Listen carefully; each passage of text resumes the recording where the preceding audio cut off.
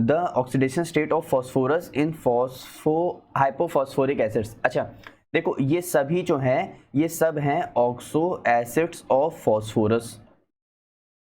ठीक है, अब ऐसे एक नहीं है, बहुत सारे हैं। अब यहाँ पे देखो कुछ H3PO2 बना रहे हैं, ठीक, कुछ H3PO3 बना रहे हैं, कुछ H3PO4 बना रहे हैं, कुछ H4P2O6 बना रहे हैं, कुछ H4P2O7 बना रहे हैं। तो ऐसे बहुत सारे नेम है। अब हम तुमको बता रहे हैं कि नेम थोड़े से याद करने की कोशिश कैसे करना। देखो सबसे पहली बात, फॉस्फोरिक एसिड सब जानते हैं। फॉस्फोरिक एसिड मेरे ख्याल से मेनली सभी जानते हैं, मैं इसी को पकड़ के ही चलता हूं मेन। इससे पीछे वाला थोड़ा सा कम कर दो, यानी अस मिला दो, थोड़ा सा अस मिला दो, यानी फॉस्फोरस एसिड, फॉस्फोरस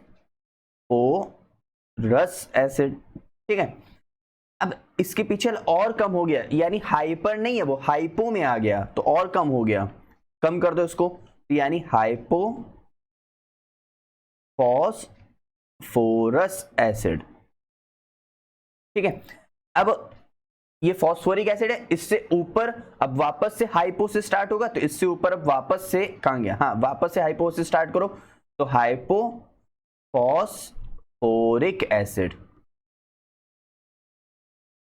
ठीक है, अब तो सब कुछ खत्म हो चुका है। अब हमारे पास यहां पे हाइपो को हटा के अब आएगा pyrophosphoric acid, pyrophosphoric acid.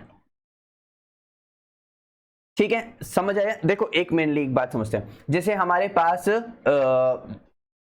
Sulphuric acid है ना, तो सल्फ्यूरस एसिड, हाइपोसल्फ्यूरस एसिड, तो H2SO2 hyposulphurous acid, H2SO3 sulphurous acid, H2SO4 sulphuric acid. तो इसी तरह ही रिमेंबर रखना, ध्यान रखना। अब चलो हमसे पूछ रहा था मेन उसकी ऑक्सीडेशन स्टेट, खैर हमको देखनी वैलेंसी, तो वैलेंसी देख लेते हैं उसमें क्या कह रहा है। देखो पहली बात, हाइपो फॉस्फोरिक एसिड का फॉर्मूला अभी मैंने बताया, क्या बताया, यहां पे ध्यान देते हैं, ये रहा H4P2O7। ठीक है, इसी को थोड़ा सा बढ़ा दिया गया है। अब पहले देख लेते हैं इसकी ऑक्सीडेशन स्टेट। अरे तो H4P2O7 किसकी निकालनी है, फॉस्फोरस की, तो इसको मान लिया X plus 4 plus 2X minus का 6 2 जा 12, तो माइनस का 12 इक्वल टू 0। ये चला गया 12 में से 4 चला गया 8, 8 को 2 से डिवाइड किया 4, तो यानी x is equal two plus 4।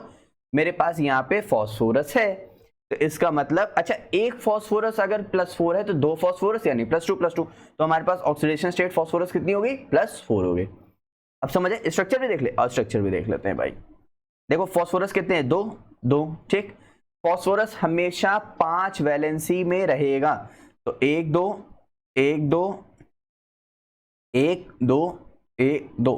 तो देखो एक ऑक्सीजन यहाँ पे, एक ऑक्सीजन यहाँ पे, क्योंकि ऑक्सीजन कितने बॉन्ड बनाता है, डबल, तो ऑक्सीजन यहाँ पे डबल बॉन्ड बनाए OH, ऑक्सीजन यहाँ पे डबल बॉन्ड बनाए OH, ऑक्सीजन यहाँ पे डबल बॉन्ड बनाए OH, ऑक्सीजन यहाँ पे कितने ऑक्सीजन थे, हाइड्रोजन कितने थे, 4, 1 2 3 4, ऑक्सीजन कितने थे, 6, 1 2 3 4 5, और ये रहा 6। ठीक, अब हमारे पास फॉस्फोरस कितने हो गए, 1 2, लेकिन फॉस्फोरस की वैलेंसी फुलफिल नहीं, इसलिए फॉस्फोरस अपने आप से कनेक्ट अप हो जाएगा।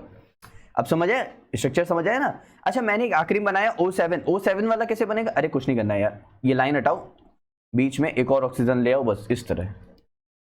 क्लियर, अच्छे समझ आया, कोई डाउट नहीं आता है। तो यहाँ पे हमारे पास हाइपोफॉस्फोरस एसिड की जो वैलेंसी है वो यहाँ से हमारे पास क्या हो जाएगी, +4 हो जाएगी।